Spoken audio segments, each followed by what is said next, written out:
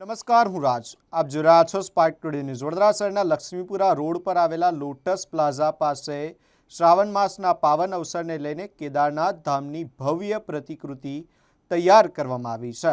Rudra events and group દ્વારા તૈયાર કરવામાં આવેલા આ કેદારનાથ ધામને નિહાળવા અને દર્શન કરવા માટે શહેર તેમજ આસપાસના વિસ્તારમાંથી મોટી સંખ્યામાં લોકો પહોંચી રહ્યા છે. કેદારનાથ મંદિરની આ સુંદર પ્રતિકૃતિ તૈયાર કરવામાં 3 મહિનાથી વધુનો સમય લાગ્યો હોવાનું આયોજકો દ્વારા જણાવવામાં આવ્યું છે. મંદિરના નિર્માણમાં થર્મોકોલ અને પીઓપી સહિતની સામગ્રીનો ઉપયોગ કરવામાં આવ્યો છે.